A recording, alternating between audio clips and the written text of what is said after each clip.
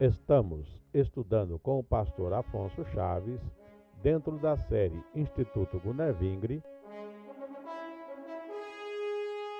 as parábolas.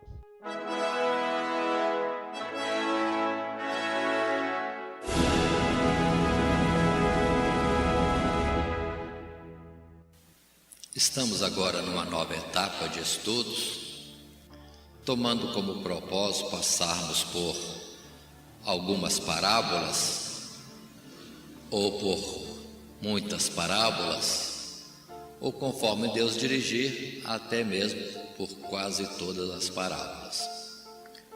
Nós estaremos fazendo esse estudo nas terças-feiras, com temas um após o outro. Conforme já dissemos em outra ocasião, se o assunto é longo, extenso, é o caso de nós estudarmos somente um assunto, uma parábola. Se forem parábolas correlatas, parábolas relacionadas entre si, ou curtas, poderíamos ter mais de uma parábola no mesmo estudo, no mesmo dia, na mesma ocasião. Propomos para hoje estudar a parábola do rico e do Lázaro.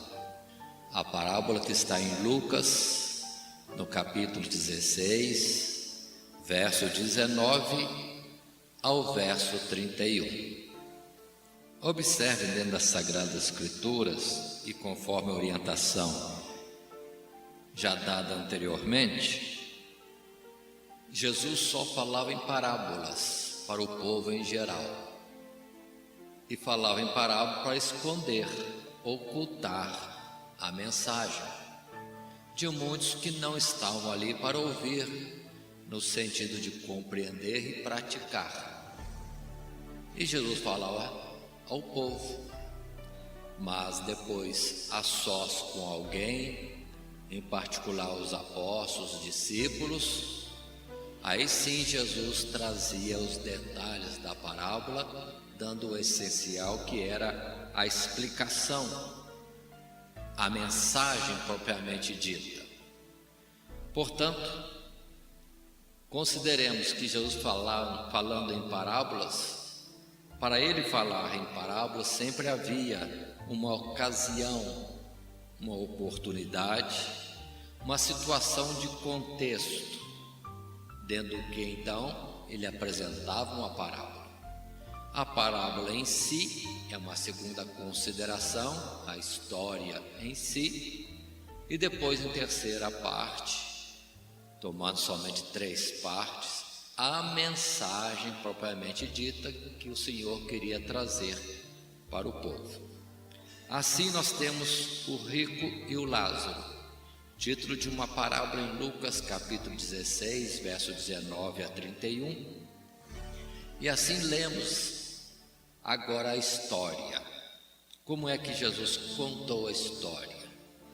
Verso 19 ao verso 31. Peço que acompanhe. Ora, havia um homem rico e vestia-se de púrpura e de linho finíssimo, e vivia todos os dias regalada e esplendidamente. Havia também um certo mendigo, chamado Lázaro, que jazia cheio de chagas à porta daquele, e desejava alimentar-se com as migalhas que caíam da mesa do rico, e os próprios cães vinham lamber-lhe as feridas. E aconteceu que o mendigo morreu e foi levado pelos anjos para o seio de Abraão. E morreu também o rico e foi sepultado. E no Hades, ou na sepultura, ergueu os olhos estando em tormentos, e viu ao longe Abraão e Lázaro no seu seio. E clamando disse: Abraão, meu pai, tem misericórdia de mim, e manda Lázaro que molhe na água a ponta do seu dedo e me refresque a língua, porque estou atormentado nesta chama. Disse, porém, Abraão: Filho, lembra-te de que recebeste os teus bens em tua vida, e Lázaro somente males. E agora este é consolado e tu atormentado. E além disso, está posto um grande abismo entre nós e vós, de sorte que os que quisessem passar daqui para vós não poderiam, nem tampouco os de lá passar para cá. Verso 27. E disse ele: rogo-te, pois, ó Pai, que o mandes à casa de meu pai, pois tenho 5 irmãos, para que lhes dê testemunho, a fim de que não venham também para este lugar de tormento. Disse-lhe Abraão: eles têm Moisés e os profetas, ouçam-nos. E disse ele: não, Abraão, meu pai, mas se algum dos mortos fosse ter com eles, arrepender-se-iam. Porém Abraão lhe disse: se não ouvem a Moisés e aos profetas, tampouco acreditarão, ainda que algum dos mortos ressuscite. Aí está a história. A parábola do rico e de Lázaro. Considero esta parábola uma das mais complexas e que tem trazido de fato muitas ideias, vamos dizer assim, controvertidas ou diferentes entre muitos estudiosos. Mas, conforme já vimos na introdução, na orientação para o estudo de parábolas, precisamos ter o devido cuidado e não sairmos do objetivo pelo qual Jesus contou esta história. É verídica? Não é uma história verídica.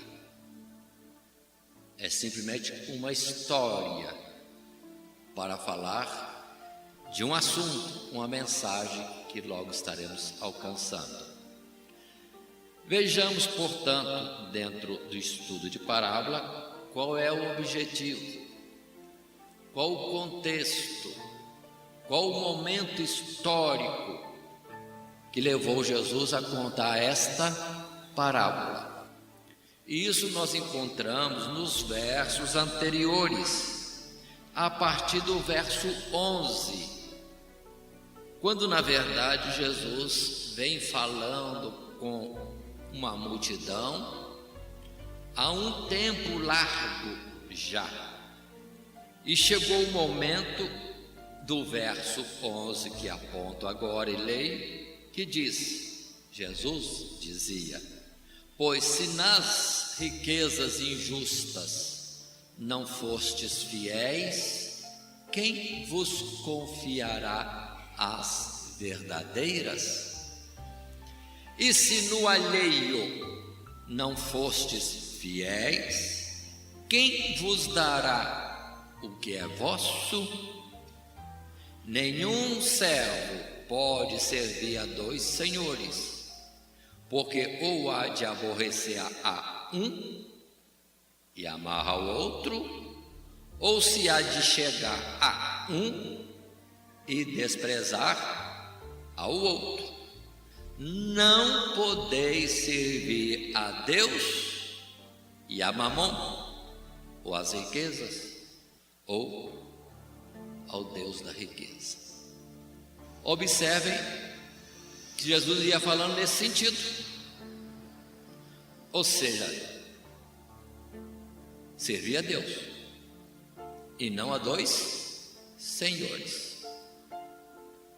É impossível servir a 2 senhores, e precisamos ser fiéis ao trabalharmos com aquilo que não é nosso, para então depois recebermos da parte de Deus o que verdadeiramente é nosso. Muito bem, só que tendo lido até o verso 13, que é o contexto do assunto que Jesus vinha trazendo, o verso em seguida, verso 14, apresenta mais alguma coisa. Quando se diz, ou a palavra diz para nós, que um grupo de pessoas chegaram a zombar de Jesus. Olha, era Jesus falando. Começaram a zombar de Jesus. Mas por que zombavam de Jesus? Trazendo Jesus todos esses ensinamentos. Verso 14 diz para nós: e os fariseus, este grupo de ouvintes, que eram avarentos, ouviam todas estas coisas e zombavam dele. E disse-lhes: vós sois os que vos justificais a vós mesmos diante dos homens. Mas Deus conhece o vosso coração, porque o que entre os homens é elevado, perante Deus é abominação. Observe então, há um contexto, Jesus ensinando ao povo, e na ocasião falava de não servir a riquezas, não confiar nas riquezas, mas em Deus, porque não poderia haver repartição, seria dois senhores. Quando se tratou de falar de riquezas, não buscar riquezas, não ser avarentos, ambiciosos, pronto. Isso já foi de encontro ao comum da vida dos fariseus, que ouvindo, começaram a zombar de Jesus. Aí Jesus praticamente como que muda o olhar para a multidão e dirige a este grupo. Um grupo que se justificava a si mesmo, achando melhor do que os outros. Se nós vemos em outras passagens bíblicas, eles se achavam os super santos e todo mundo, fora deles, condenados. Então eles se elevavam em si mesmos, numa autojustificação. E Jesus disse: o que dentre os homens se eleva, para Deus é abominação. Ou seja, se Deus não estiver levantando, o que se cresce ou se levanta entre os homens é abominação. Princípio da soberba, o orgulho, a presunção particular de alguém. Então Jesus já colocou os termos. E Jesus ainda censura fortemente os fariseus nesta ocasião, quando fala do divórcio e fala do adultério.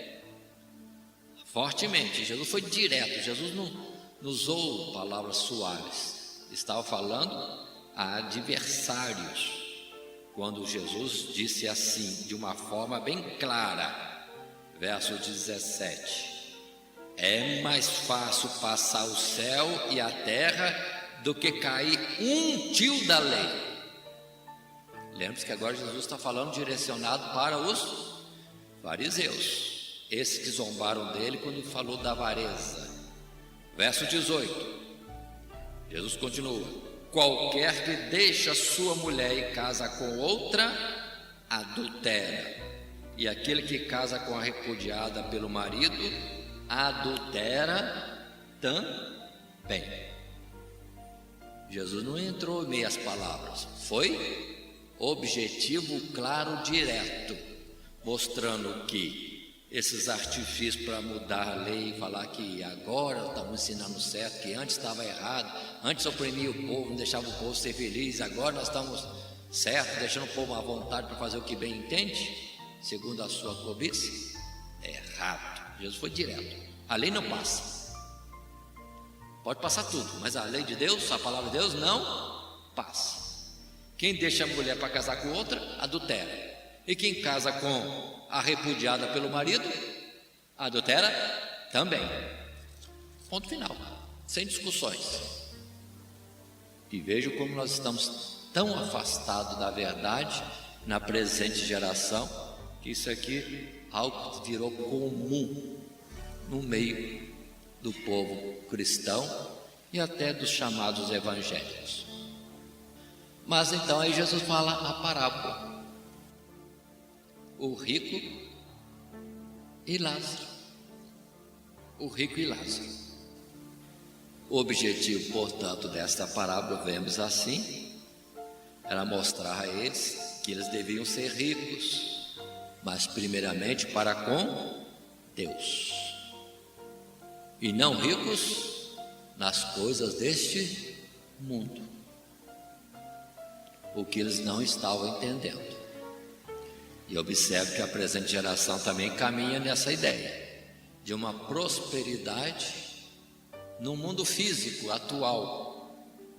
Mas lembremos de Apocalipse capítulo 2, verso 9, quando Jesus, falando ali por João, ou através de João, a uma das igrejas, ele disse: eu sei as tuas obras, e tribulação, e pobreza. Aí abre-se o parênteses, e Jesus diz: mas tu és rico. Quem está com o Senhor tem tudo, é rico, é rico. E já aí mesmo em Apocalipse, no capítulo 3, verso 17, o próprio Jesus para outra igreja diz: como dizes, rico sou e estou enriquecido e de nada tenho falta, e não sabes que és um desgraçado e miserável e pobre e cego e nu. Então, o sentido diferenciado do que é ser rico, do que é ser rico. Por isso também que em Lucas capítulo 12, verso 21, Jesus noutra ocasião usou a expressão dessa, no mesmo sentido: assim é aquele que para si ajunta tesouros e não é rico para com Deus.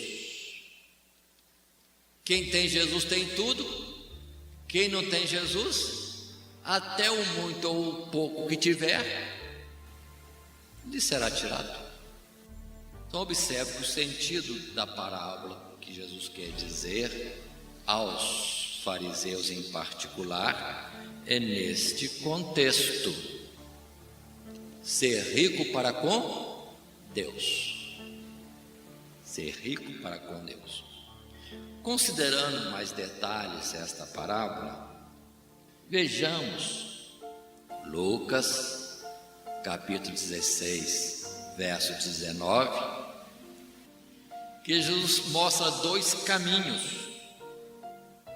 Um é servir ao mundo, andar segundo o mundo, ou o caminho de confiar em Deus.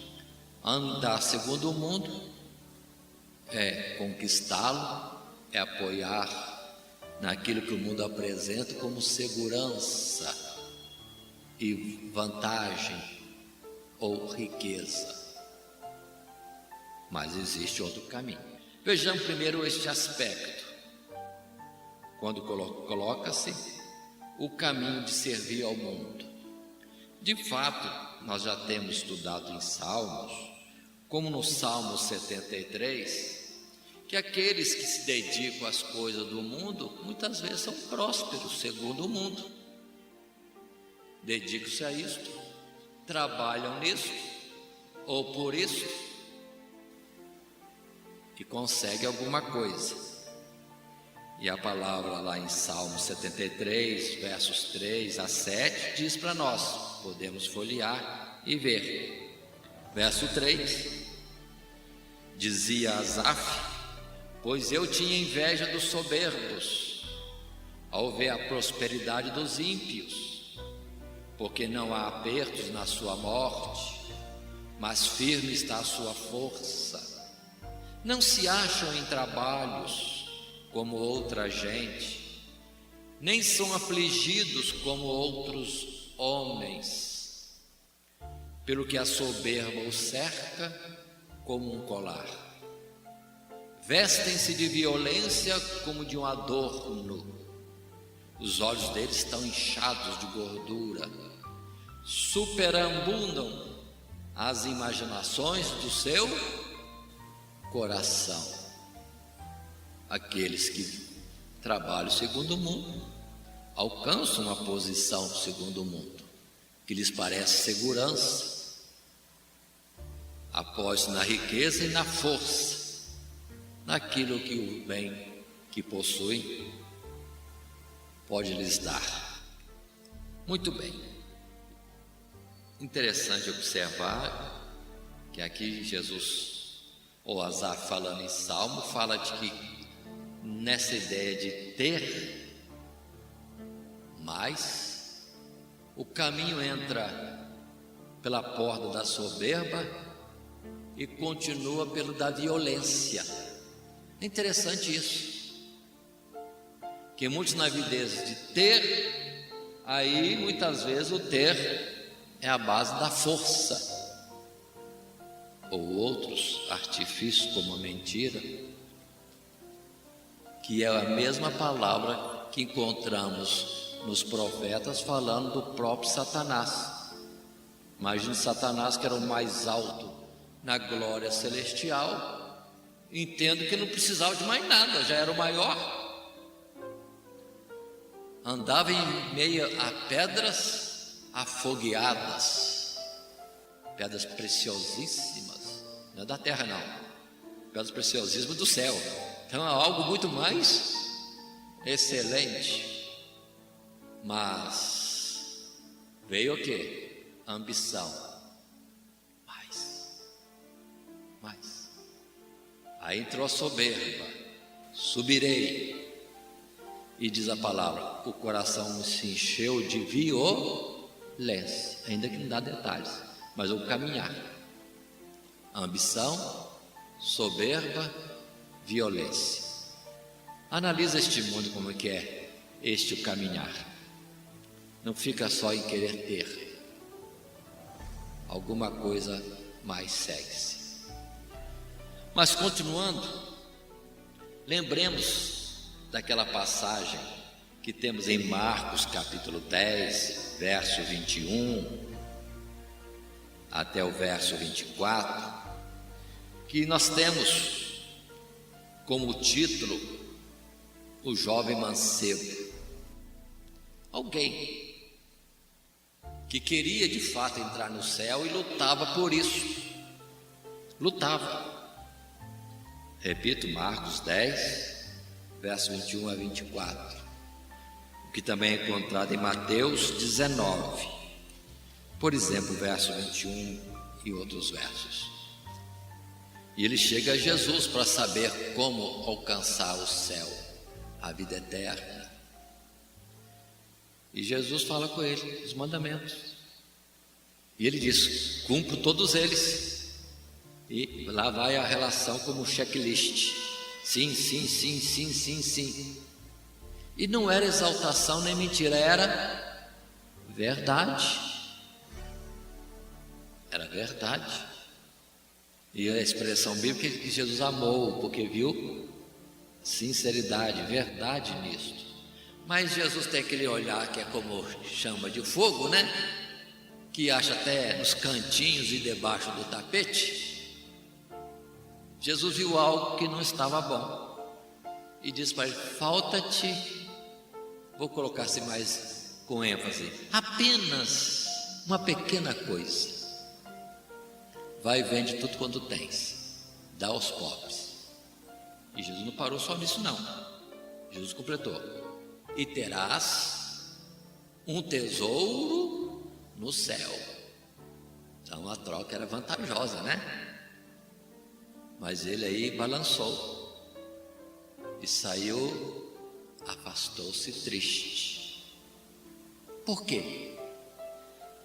Nesta passagem, Jesus disse para os seus discípulos: quão dificilmente entrarão no reino de Deus os que têm riquezas.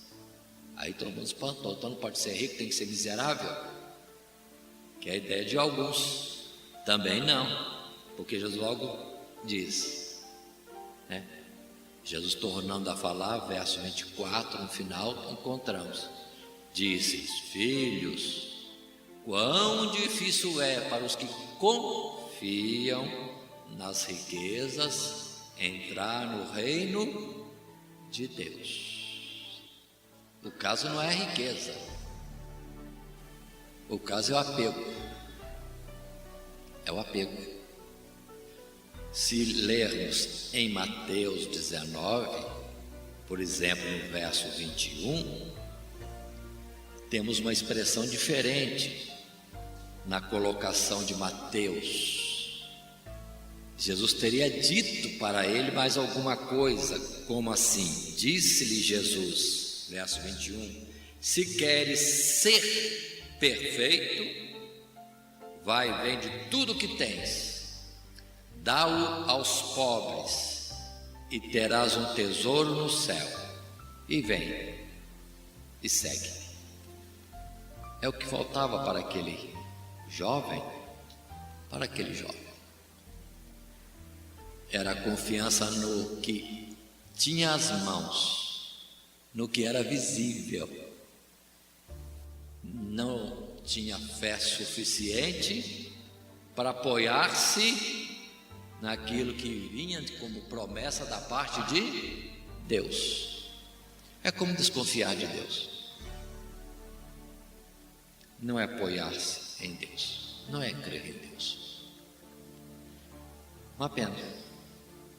Mas cuidado com este caminho, porque nós temos muitas citações bíblicas que falam sobre isso, como aquela que já encontramos em João: não ameis o mundo, nem o que no mundo há, porque o que há no mundo, senão a cobiça que vem pelos olhos, a cobiça da carne, o teu sentir, e a soberba da vida. E isso não é do Pai, é do mundo.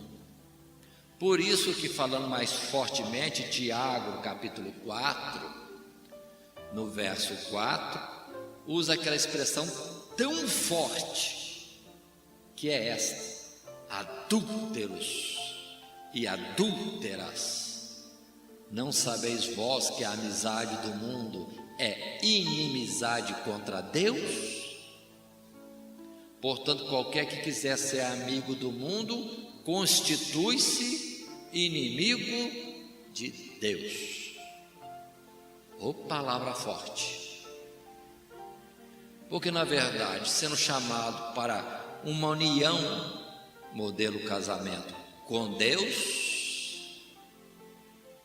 deixa Deus e ajunta-se a outro Senhor, a outro marido, a quem não é, na verdade, aquele que é o seu Senhor. É adultério espiritual. Traiu Deus. Outra linguagem. Traiu Deus. Adúltero e adúltera, quem faz isso. Então observe bem, e muitas outras palavras poderiam ser colocadas nisto, mas cuidado. Estes que escolhem o bem deste mundo estão sendo representados na parábola pelo homem rico que vestia-se de púrpura, de linho finíssimo e vivia todos os dias regalada e esplendidamente. E outras colocações poderíamos usar também, mas fiquemos nessas já citadas. O outro caminho, outra forma de viver é não amar o mundo, renunciar aos seus deleites, ainda que isto resulte em vergonha, desprezo, incompreensão de muitos, ou ser taxado de louco e etc.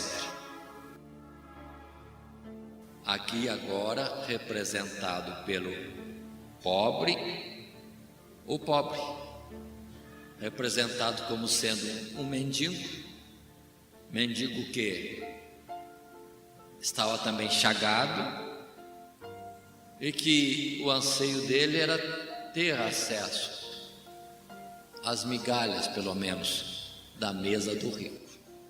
Então a cena é totalmente contrária. Muito bem, é outra opção de vida. Mas quem é que quer andar miserável, chagado, junto à mesa de alguém para poder entrar no céu? O sentido não é este.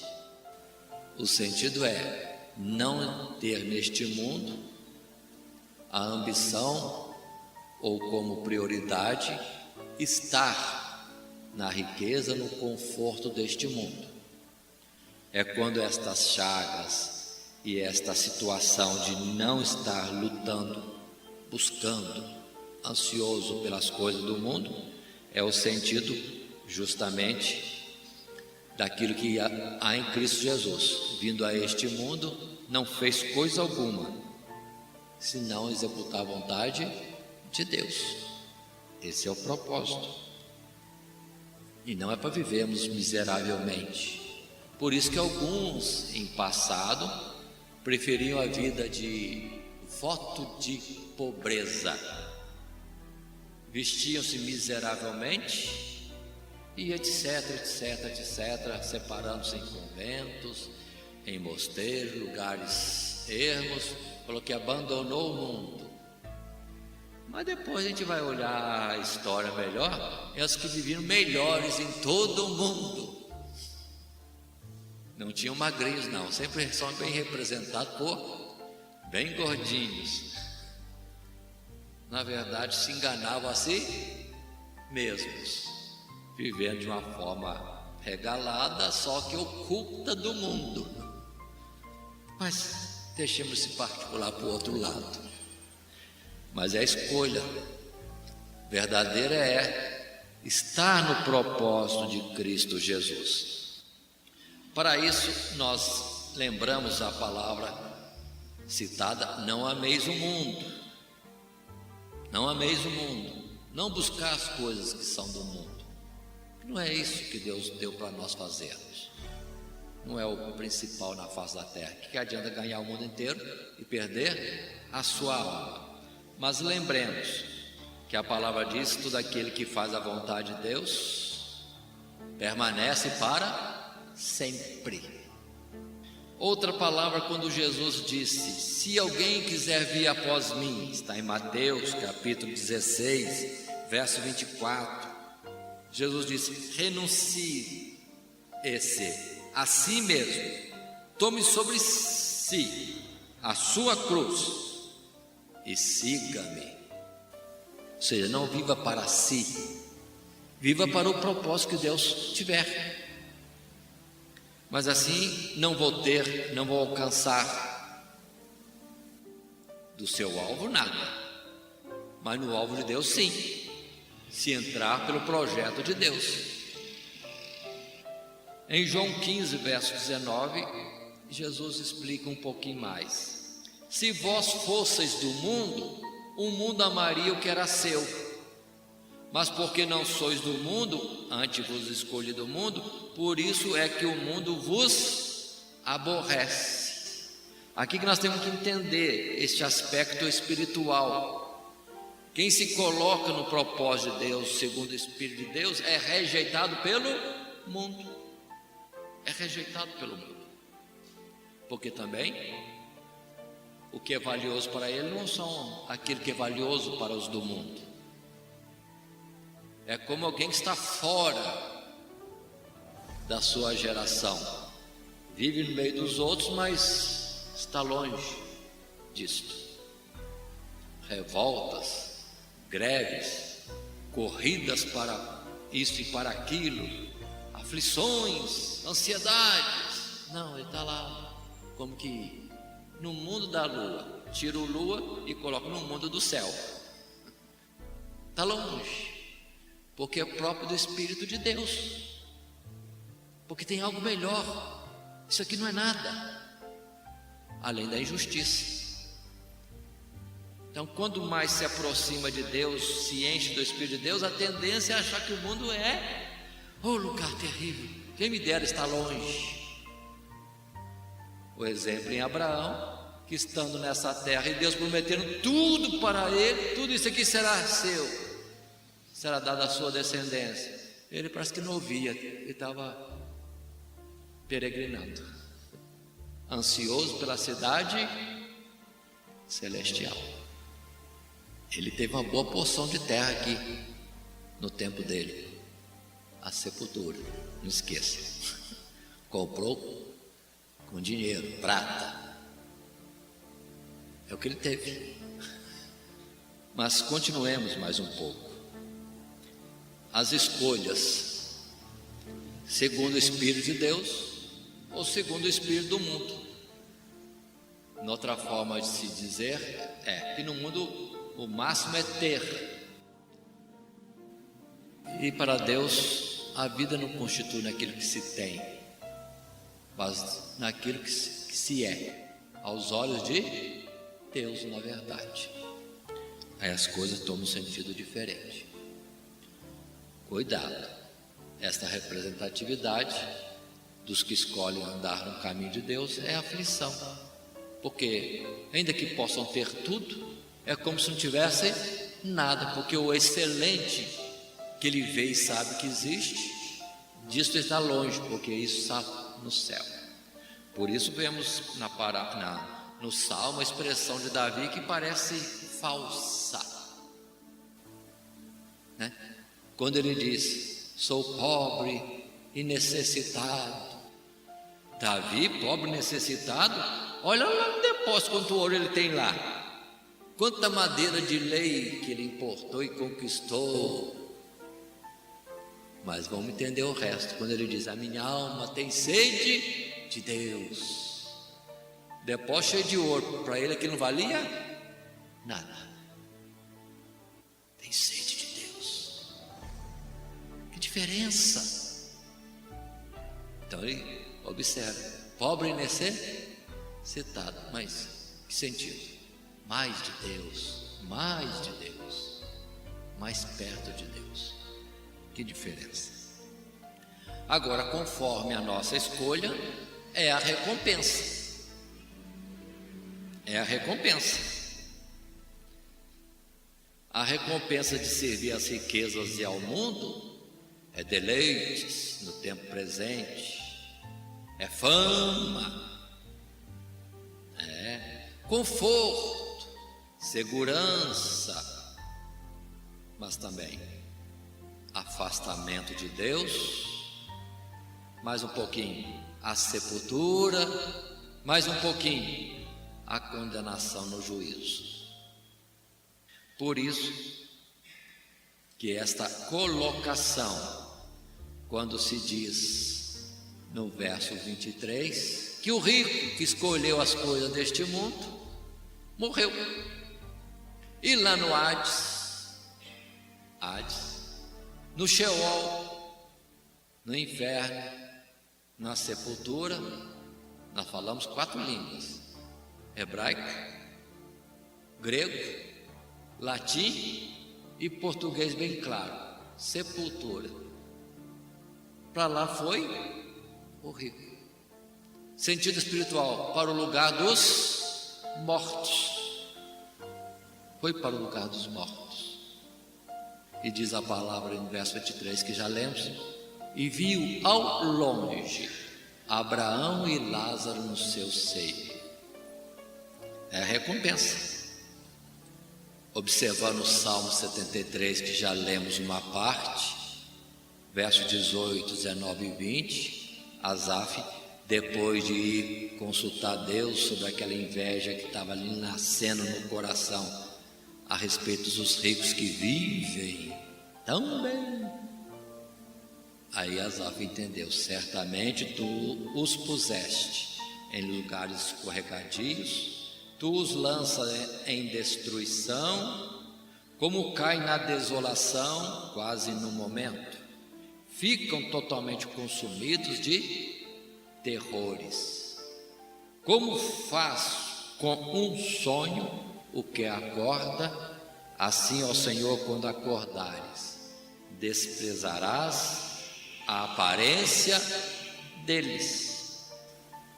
Não amou a Deus, não buscou a Deus, não quis servir a Deus, aproveitou o que pôde, enquanto pôde. Jeremias 17, verso 11: como a perdiz que ajunta ovos que não choca, assim é aquele que ajunta riquezas, mas não retamente. No meio dos seus dias as deixará, e no seu fim se fará um insensato. Jeremias 17, 11. Nós temos aquela passagem que Jesus disse nesse sentido: louco, esta noite pedirão a tua alma, e o que tens ajuntado? Para quem será? Para quem será? Por isso que Tiago, outra vez, de uma forma bem firme, direta, Tiago capítulo 1, verso 9, 10 e 11, Tiago já diz assim: glorie-se o irmão abatido na sua exaltação, e o rico em seu abatimento, porque ele passará como a flor da erva, porque sai o sol com ardor, e a erva seca, e a sua flor cai, e a formosa aparência do seu aspecto perece. Assim se murchará também o rico em seus caminhos. Então, se alguém é rico, não apoie na riqueza, apoie-se no fato de que vai perder a riqueza, para se desgrudar dela mais, pelo menos no coração. Enquanto que o irmão abatido, não falo da pobreza material, o abatido, glorie-se na sua exaltação, que virá. Isso da parte de Deus. Ainda em Tiago capítulo 5, nós temos expressões como o verso 1: eia, pois, agora vós ricos, chorai e pranteai por vossas misérias, que sobre vós hão de vir. Final do verso 3: entesourastes para os últimos dias. Aí vem a parte da injustiça: eis que o salário dos trabalhadores que ceifaram as vossas terras e que por vós foi diminuído, clama. Verso 5: deliciosamente viveste sobre a terra, e vos deleitastes, e cevastes o vosso coração como num dia de matança. A escolha da riqueza amar o mundo, sim, pode ser que chegue a ser rico, ser famoso, tantas outras coisas. Mas em Timóteo, Paulo falando a Timóteo diz, verso 9, 1 Timóteo capítulo 6, verso 9: mas os que querem ser ricos caem em tentação e em laço, e em muitas cobiças loucas e nocivas, que submergem os homens na perdição e ruína.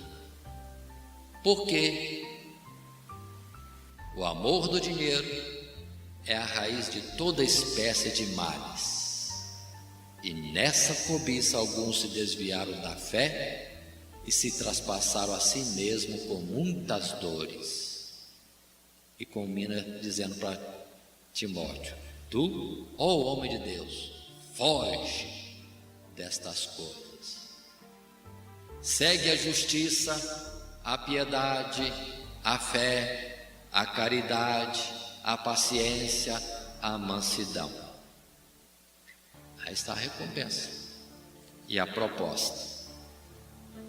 Continua este aspecto, 2 caminhos, 2 escolhas, ainda no aspecto buscar as coisas de Deus, como diz em certo lugar Jesus, em primeiro lugar, valorizar, priorizar as coisas de Deus, ou como está escrito, as coisas do alto, aquilo que é invisível, que é espiritual.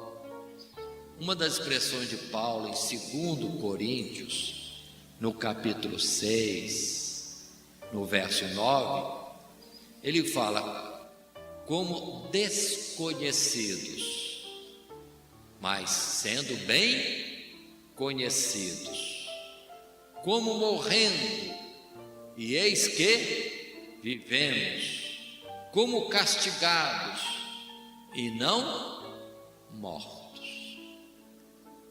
E o mais glorioso não é conhecer Deus, é ser conhecido por Deus. Que diferença grande aí está. O ser conhecido por Deus, no aspecto de achego, aproximação. Tanto assim que nessa palavra eu pergunto: qual o nome mesmo do rico? Eu esqueci. Qual o nome do rico? Mas peraí, o rico é rico, deve ser famoso.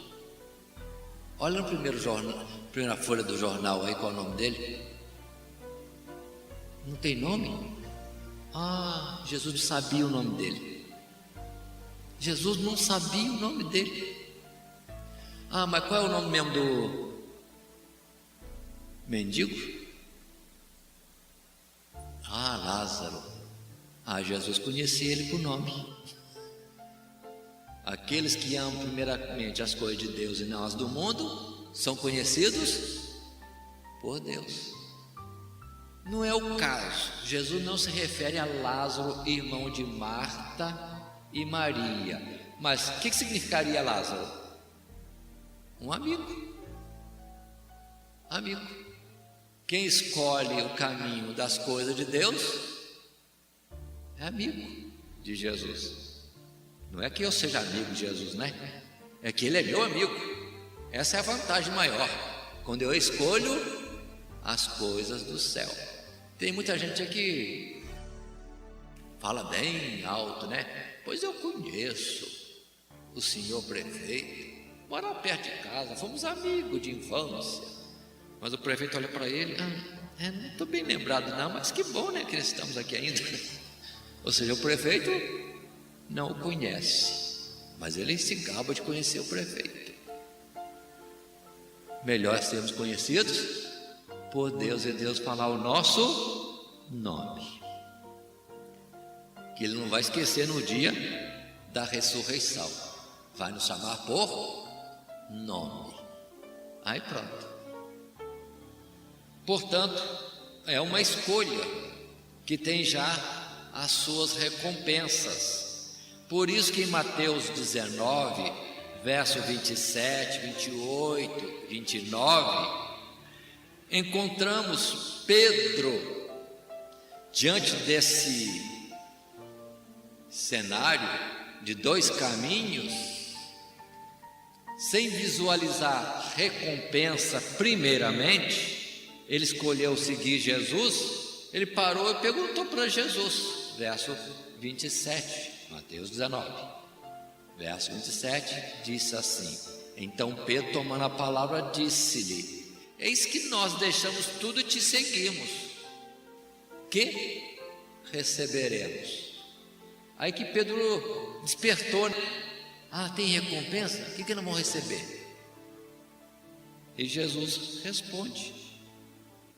E Jesus disse-lhes: em verdade vos digo que vós que me seguistes, quando na regeneração o Filho do Homem se assentar no trono da sua glória, também vos assentarei sobre 12 tronos, para julgar as 12 tribos de Israel.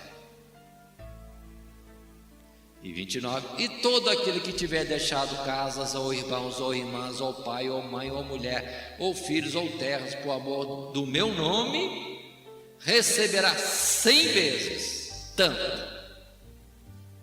Outra palavra diz, neste mundo, e herdará a vida eterna. Vale a pena escolher este caminho? Aí temos em Hebreus 11 vários outros que tiveram esta escolha por Deus. Abraão, Isaac, nem para buscar a esposa ele saiu correndo. O pai que teve que preocupar lá, tem que arrumar logo que está passando o tempo, está chegando essa idade de casar. Jacó estava descansado, a mãe que arruma um pretexto para ele sair fora da garra do irmão. Vai buscar esposa para você, está longe. A ansiedade de Jacó era o quê? Ter a bênção de Deus. Ele valorizou isso muito bem. A palavra em Hebreus 11 fala de tantos. Moisés, que tinha tanto, uma carreira promissora pela frente, mas não, preferiu. Aí vem a expressão de Hebreus, quando fala de Moisés, que ele preferiu e considerou maior riqueza a vergonha, o sofrimento de Cristo Jesus, do que os tesouros do Egito. Então observe aqui, vergonha, porque de fato o Evangelho de Cristo Jesus para o mundo é loucura ou é escândalo, mas não, é nesse sentido que Lázaro, com feridas, com não desfrutar do bem deste mundo, foi assim representando os que escolhem a Deus. O Espírito de Deus, irmãos, não tem alegria neste mundo. Esse é o sentido. O Espírito de Deus não tem alegria neste mundo. E andando aqui é como se estivesse com fome, com sede e chagado. O sentido é espiritual. Precisamos ter esse cuidado.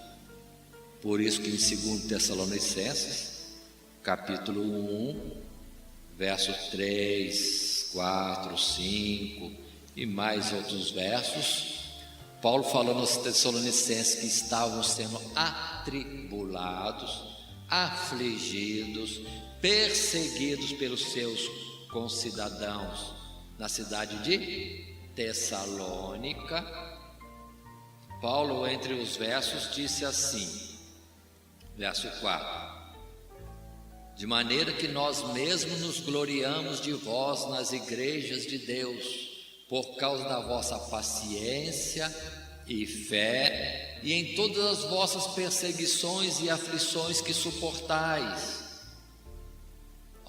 Perseguições e aflições, prova clara do justo juízo de Deus, para que sejais havidos por dignos do reino de Deus, pelo qual também padeceis. Se de fato é justo diante de Deus, que deem paga tribulação aos que vos atribulam, e a vós, que sois atribulados, descanso conosco, quando se manifestar o Senhor Jesus desde o céu, com os anjos do seu poder. Esta é a observação, a colocação de Paulo para a igreja de Tessalônica. A igreja de Tessalônica, no ver de Paulo, era como um mendigo chagado, ansioso para ter a sua aflição diminuída. Continua a palavra, um alerta nessas duas escolhas.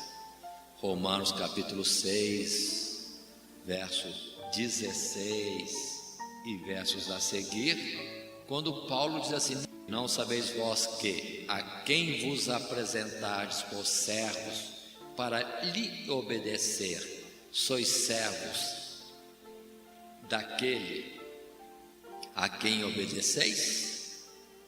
Ou do pecado para a morte, ou da obediência para a justiça? E continua a palavra falando nesse particular, quando diz no verso 20: quando éreis, verso 20, servos do pecado, estáveis livres da justiça. E que fruto tinhais? Que fruto tinhais, então, das coisas de que agora vos envergonhais? Porque o fim delas é a morte. Mas agora, continua Paulo falando aos romanos, libertados do pecado e feitos servos de Deus, tende o vosso fruto para a santificação e, por fim, a vida eterna. Aí estão as palavras, e outras mais nas Escrituras poderíamos estar citando, mas fiquemos com essa. Agora, um cuidado, a parábola também mostra algo. O que temos visto até agora na expressão de Jesus, e o objetivo e o contexto, não podemos servir a dois senhores. Ou servimos ao mundo, ou servimos a Deus. De qualquer jeito, somos escravos, não somos livres. Tem muito cristão dizendo: não, eu sou livre, por Cristo Jesus sou livre. Não, é incompleta. Ele de fato, por Cristo Jesus, está livre do pecado, das trevas, do engano, do diabo, da morte eterna, da condenação, e podemos colocar muita coisa boa. Mas ele é escravo, como Paulo aqui disse, da justiça. Por isso precisamos lembrar a expressão de Efésios capítulo 4, e que é do salmista em profecia, dizendo que o Senhor desceu do alto e levou cativo o cativeiro. O que era cativo das coisas de baixo, agora tem que ser cativo das coisas de cima. Ele é livre das coisas ruins, impróprias deste mundo, mas ele é escravo, servo de Deus, não pode fazer o que quer. Aí está a restrição. E o Senhor, nosso Deus, é um Pai, conforme diz a palavra, algumas parábolas, rígido. Ele não é aquele que dá ao filho o que o filho quer, não. Ele é dono do ouro e da prata, mas das moedas suficiente para sobreviver neste mundo. Não há mais. É o suficiente para o propósito de Deus. Pode ser salário mínimo, vamos dizer na nossa comparação aqui, ou então um salário de executivo, um pouquinho de dinheiro que nem Zaqueu tinha, ou então um montão de tesouros como tinha Salomão, Ciro, rei da Pérsia. Deus deu para eles muito, mas era moedas em comparação àquilo que Deus poderia dar neste mundo, mas era o suficiente. Muita riqueza para Ciro e para Salomão no propósito que tinha Deus na vida deles. Mas para outros é um pouquinho de azeite mesmo e um pouquinho de farinha na panela, mas não falta o azeite e não falta a farinha. Isso que precisamos compreender nas coisas de Deus. Agora, se eu não posso ver cifrão na minha frente, que eu já fico, Deus não me dá cifrão nenhum, vai ser 0,0 e algumas zeros a mais, finalmente chegando lá ao número 1. Mas se estou capacitado para ter recurso e não colocar nisso o coração, aí Deus dá em dólar, Deus dá em euro e dá em outras casas. A vírgula vai ficar lá longe à direita. Qual é o propósito? O propósito de Deus é fazer a vontade dele, e nunca será fazer a nossa vontade. Por isso é incorreto essa avidez para ser premiado aqui, premiado ali, ganhar loteria aqui, ganhar loteria lá.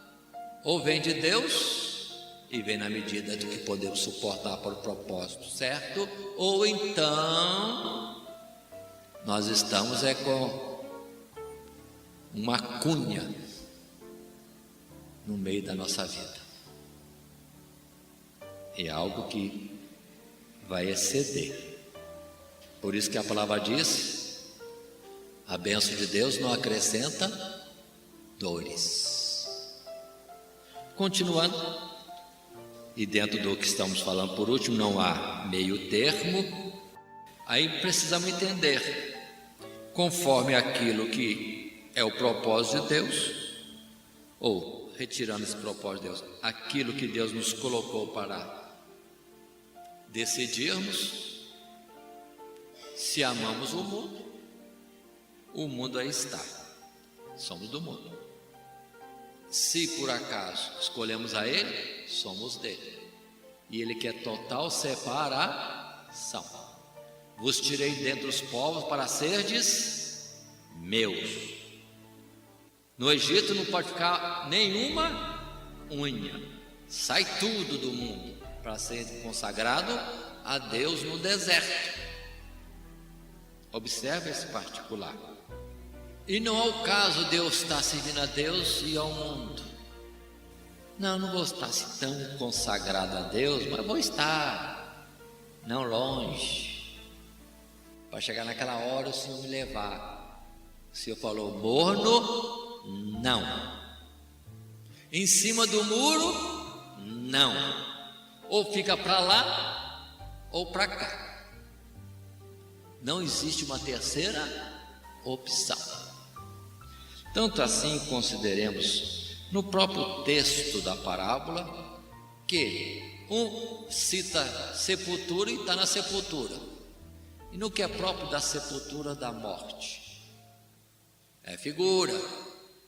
Quem está na sepultura não vê nada, não sente nada, é uma linguagem figurada, está no lugar dos mortos. Se pudesse ver Lázaro, Lázaro está no lugar melhor. Que lugar está Lázaro? Aí a parábola fala: no seio de Abraão. O que significa seio de Abraão? Seio de Abraão não é colo de Abraão. É no sentido o quê? No aconchego, no conforto, na proximidade, na amizade de Abraão. Mas o alvo do cristão é chegar a Abraão? Então observe que Abraão é só uma figura do próprio Deus e Pai dos que escolhem a vida carnal e dos que escolhem a vida espiritual. É de Deus a vida natural também. Somos filhos de Deus na vida natural e na vida espiritual. Ele é Pai. É o Abraão, pai das areias e pai das estrelas. Ele é Pai.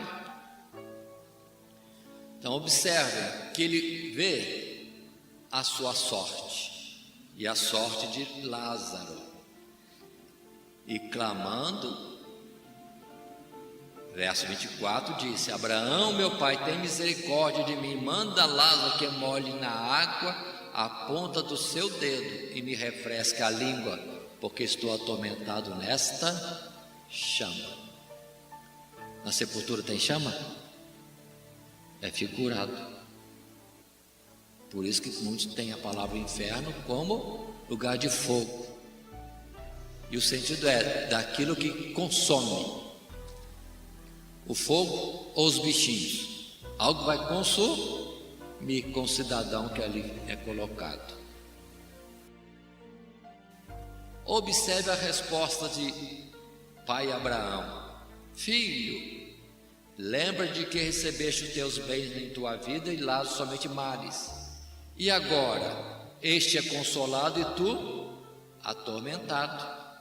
conforme a escolha, a vida que viveu, será a sua sorte no depois. O que plantou é o que colhe. Observem a separação grande, 26. E além disso, está posto um grande abismo entre vós e nós, de sorte que os que quisessem passar daqui para vós não poderiam, nem tampouco os de lá passar para cá. Não tem purgatório, não tem um lugar que depois dessa vida vai dar uma melhoradinha para poder por fim entrar o céu. Já sai daqui, pronto, para um lado ou para outro, para um lado e para outro.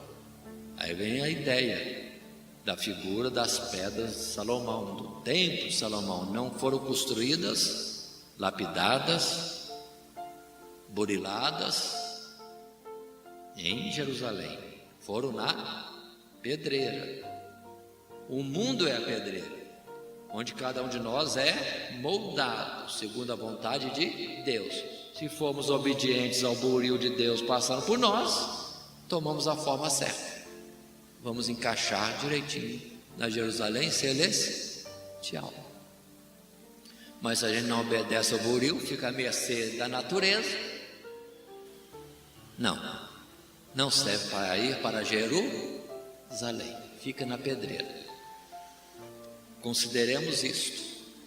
Observe, estão separados, estão longe um do outro, um em tormento, outro em consolação, não têm acesso um ao outro, estão separados por um grande abismo. Abraão, ou seja, na figura, o próprio Deus, na verdade, diz que é impossível, é definitivo. Não adianta fazer uma oraçãozinha ou uma campanha para o que morreu para ter uma boa sorte do outro lado, porque já é definitivo. Hebreus 9, no verso 27. Após a morte segue-se o juízo. Após a morte segue-se o juízo. Acabou. Paremos um pouco aqui. Muita gente lê essa parábola e diz: viu? Lá no céu vai ficar um olhando para o outro. Quem está no céu olha para baixo e vai ver o que ficou embaixo olhando para cima. Irmão, não existe isso. É parábola, é figura. Por isso não podemos tomar uma parábola explicativa e ter como ponto doutrinário, porque já como ponto doutrinário nós temos Gênesis capítulo 3 verso 19, que Deus diz: tu és pó e ao pó tornarás. Se formos ver Jó, essa palavra é claríssima no capítulo 14, em particular os versos 10, 11 e 12, quando Jó, considerando a sua miséria, ansiava pela morte. Quem me dera morrer e ir para a sepultura, porque lá cessa tudo. O que ele sofria, deixaria de sofrer. Mas ele coloca lá mais afirmativas como esta: enquanto houver estes céus, quem vai à sepultura, de lá não sai. Jó, capítulo 14, e em especial os versos 10, 11 e 12. É quando Jó mostra a compreensão da ressurreição e do fim do mundo. Enquanto houver este mundo, quem foi ao pó, fica no pó, aguardando o fim do mundo, que é na vinda de Jesus, naquele chamado último dia. Aí sim, Jó diz que quando isso acontecer, Deus vai se lembrar dele, o chamará, e ele sairá e dirá para Deus: adeus, afeiçoa-te a obra das tuas mãos. Ele reconhece a morte, a demora da vida no pó, e que só vai sair dali na ressurreição do último dia, no fim do mundo, para comparecer diante de Deus. Ele tem confiança para estar com Deus e Deus ter afeição nele. Então observe bem isso. Que absurdo a ideia de que vai para o pó, morre e vai para aí. Se foi um bom homem, só espera um pouquinho, daqui a pouco alguém vai beatificá-lo e declarar que ele é santo e vai começar a fazer milagre. Que tolice, que coisa mais absurda, fora das sagradas escrituras. Por isso a parte doutrinária passa também por Eclesiastes: melhor o cão vivo do que o leão morto, porque quem está morto não sabe mais nada, e quem está vivo sabe que há de morrer, vai ao pó. Ou a palavra de Eclesiastes no capítulo 12, verso 7: tu és pó, ao pó hás de tornar. Ou a palavra que diz: o espírito volta para Deus e o pó volta ao pó como era. Salomão, na sabedoria que Deus lhe deu. E tantas palavras, mas importante é 1 Coríntios 15. Fala bem claro as Sagradas Escrituras sobre isso.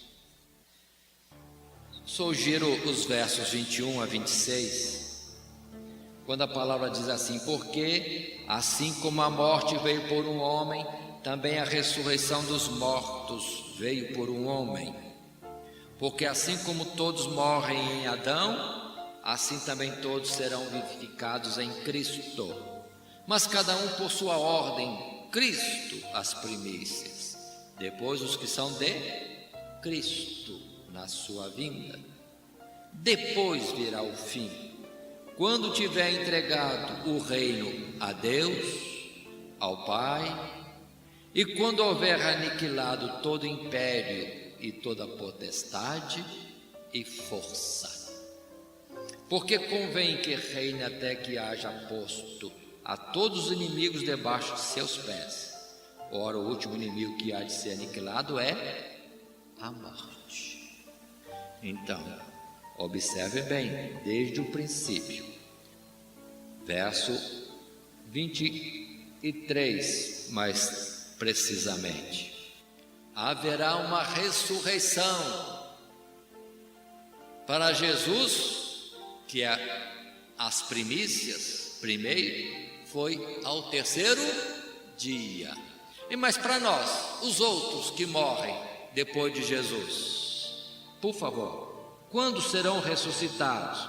Verso 23 diz: os que são de Cristo na sua vinda, quando ele vai entregar tudo ao Pai. Observe o verso 26 agora. Ora, o último inimigo que há de ser aniquilado é a morte. O último inimigo a ser aniquilado é a morte. Então, todos aqueles que morrem neste mundo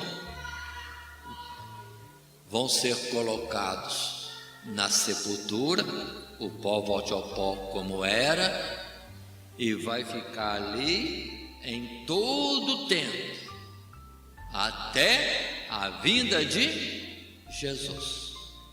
Então não tem ninguém olhando para nós aqui agora, ou se nós morrermos não vamos para o céu, ou para um chamado inferno, ficar olhando os que estão ainda nesta vida cotidiana do planeta Terra.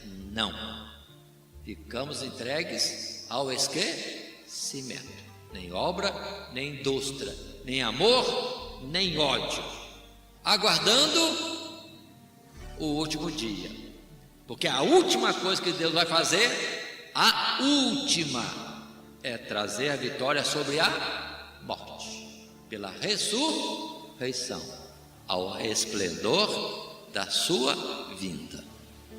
Observe quanto engano, quanta coisa criada de religiosidade em torno do vazio e do falso. Por isso, essa parábola coloca bem. Quando, por fim, não tendo jeito mesmo no que ele propunha inicialmente para Deus, figurado em Abraão aqui, ele diz: rogo-te, ó Pai, que o mandes, ou seja, mandar Lázaro à casa de meu pai, pois tenho 5 irmãos, para que lhes dê testemunho, a fim de que não venham também para este lugar de tormento. É boa ideia, né? Se o Moisés voltar aqui, se Elias voltar aqui, me ajuda. Quem mais poderia voltar que seria bom para pregar para nós? Apóstolo Paulo. Tenho uma curiosidade de conhecer Pedro. Quem sabe eles voltando, o mundo se converte. É uma proposta mais ou menos assim. Mas o que Deus fala aqui? Não. O morto não vai voltar. Então quem está esperando Moisés voltar, não volta. Eliseu, não volta. Ninguém vai voltar. E Deus fala: se não crê em Moisés, se não crê nas escrituras, nos profetas que estão no meio do povo, não vão crer, ainda que um morto ressuscite. Então os mortos ainda não ressuscitaram. E observe, se não creram com o próprio Jesus falando, o próprio Deus falando com eles, não creram. Agora, se aparecer um morto aí para falar, vão crer? Vão mandar o morto mais rápido que volta para o lugar de onde veio. O mundo não suporta aqueles que são de Deus. Se mandasse Jesus outra vez, agora, no presente século, ele seria caçado e morto, ou pelos homossexuais, ou pelos políticos que querem a grandeza deste mundo, ou pelos grevistas, que Jesus vai ser contra os que insurgem contra o patrão, ou pelos patrões que não vão querer alguém querendo a justiça e o bem-estar dos empregados, enfim, principalmente pelos religiosos, como foi no tempo de Jesus, principais do povo e sacerdotes, escribas e fariseus. Então não tem nada de vir alguém aqui para reforçar a pregação, não. Deus diz: tem quem ensine as palavras de Moisés, e ainda existem os profetas. Que ouçam a eles. Observem essas palavras.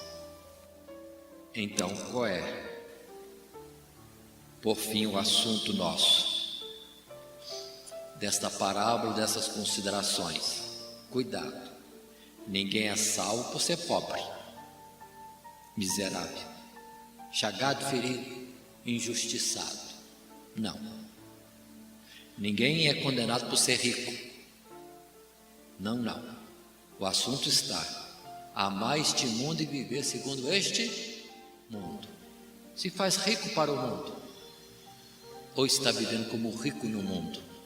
Ainda mais hoje que o mundo inteiro está diante de nós, na nossa casa, na nossa sala, no nosso quarto, na cozinha.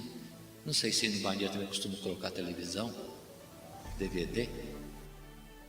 Onde eu estiver, o mundo está todinho ali para desfrutarmos. Amamos isso? Se amamos isso, vamos ter isto.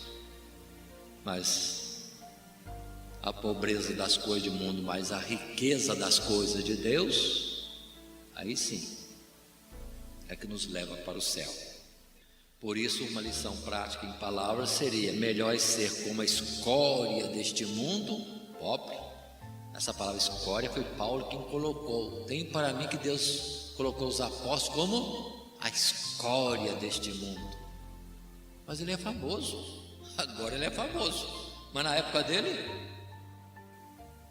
ele prega muito bem e é bastante rejeitado, mas tendo nome, sendo conhecido por Deus, como amigo de Deus, do que gozar os prazeres passageiros deste mundo, mas sem nome, não conhecido por Deus.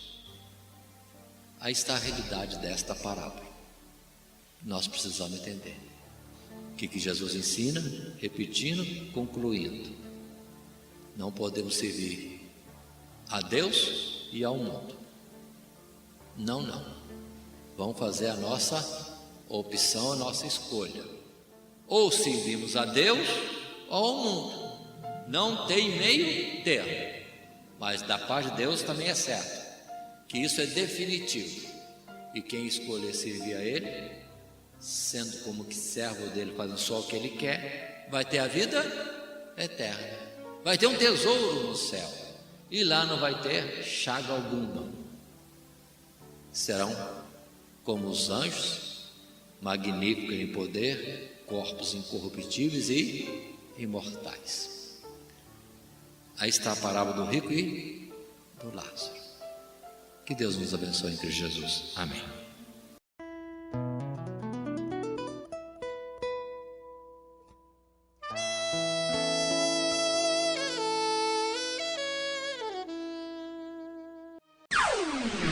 Todo dia, toda hora, muito mais prazer em ouvir. Radionet Grata Nova. O Web Rádio, a qualidade que faz a diferença, cada vez mais necessária. Rede Grata Nova de Evangelização. Acesse nosso site www.horadadecisão.com.br. Hora da Decisão, tudo junto,